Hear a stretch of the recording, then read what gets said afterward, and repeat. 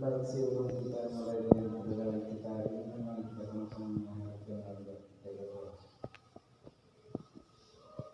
Amin. Oke, terima kasih Yanti. Ya, Ibu. Baik, materi kita hari ini tentang indahnya mengampuni.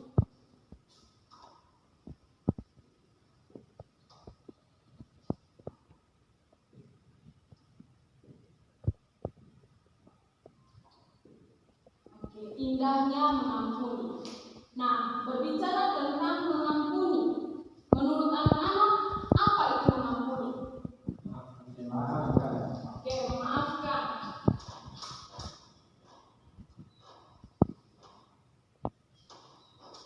Ya, menurut Rio tadi, mengampuni itu memaafkan. Kalau menurut Desno mengampuni itu apa? Ya, maafkan sama dengan Rio. Kalau ini memaafkan itu apa?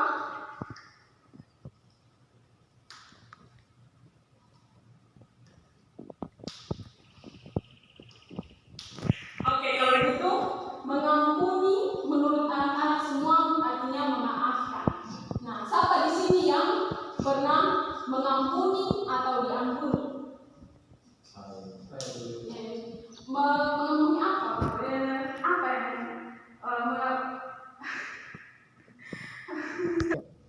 Oke, apa kesalahan kalian sehingga kalian diampuni atau kalian mengampuni orang?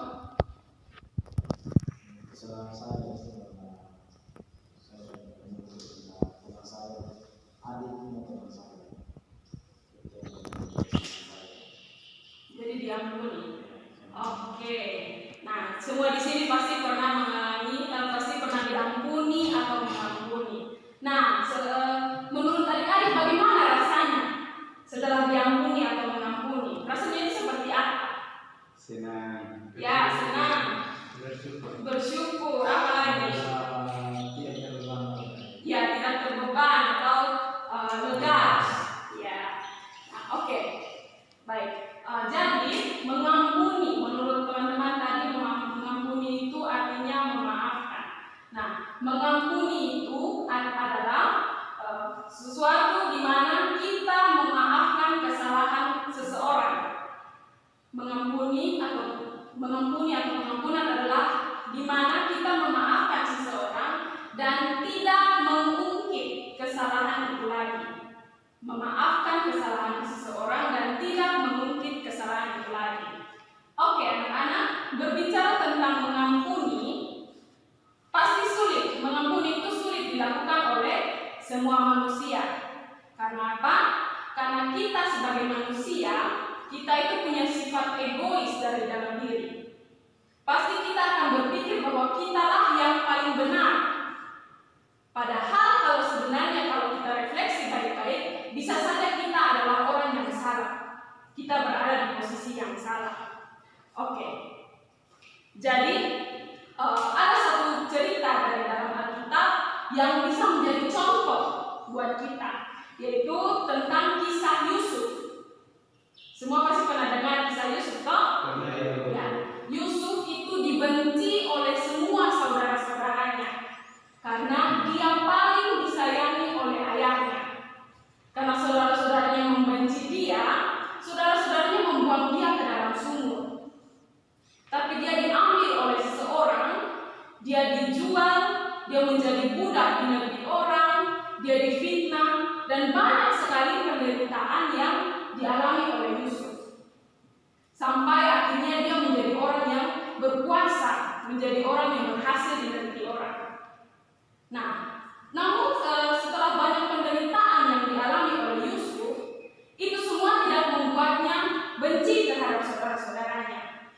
Ketika dia bertemu dengan saudara-saudaranya, dia malah mengampuni saudara-saudaranya. Dia mencari saudara-saudaranya untuk meminta maaf kepada mereka. Padahal sebenarnya bukan Yusuf yang salah, tapi Yusuf berusaha untuk meminta maaf terlebih dahulu. Nah, itu adalah contoh yang bisa kita lihat dari dalam Alkitab, dan kita harus belajar untuk bisa memaafkan seperti Yusuf. Nah, tadi bilang berbicara tentang mengampuni itu susah. Nah, bagaimana caranya agar kita bisa mengampuni? Yang pertama, kita harus sadar bahwa kita sudah lebih dahulu diampuni oleh Tuhan. Kita sudah lebih dahulu diampuni oleh Tuhan. Jadi, sebelum kita mengampuni, kita harus minta hikmat dari Tuhan. Kita harus minta hikmat dari Tuhan agar kita bisa mengampuni dengan tulus. Nah, yang berikut, kita harus cari tahu terlebih dahulu apa penyebab kita dibenci, apa penyebab kita dimarah. Apakah kita yang salah atau dia yang salah, dan lain sebagainya. Kita harus cari tahu itu terlebih dahulu. Dan yang terakhir adalah kita harus bisa untuk minta maaf terlebih dahulu. Seperti kisah Yusuf tadi, walaupun dia tidak salah, tetapi dia minta maaf terlebih dahulu kepada saudara-saudaranya. Oke, karena itu ayat firman Tuhan yang perlu kita belajar yaitu dari Matius 18. Matius 18 ayat 22 sampai ayatnya yang ke-35. Di situ bercerita tentang perumpamaan tentang mengampuni, perumpamaan tentang pengampunan. Jadi ayat itu mengajarkan kita untuk kita harus meminta maaf terlebih dahulu. Kita harus mengampuni terlebih dahulu agar kita bisa diampuni ketika nantinya kita berbuat salah. Maka yang menjadi ayat referensi buat kita yaitu di ayatnya yang 31 ke 35. Di situ bilang, kalau kita tidak mengampuni, maka Allah pun tidak akan mengampuni kita. Kalau kita tidak mengampuni, maka Allah pun tidak akan mengampuni kita. Jadi, yang terpenting yang harus diingat adalah kita harus bisa mengampuni.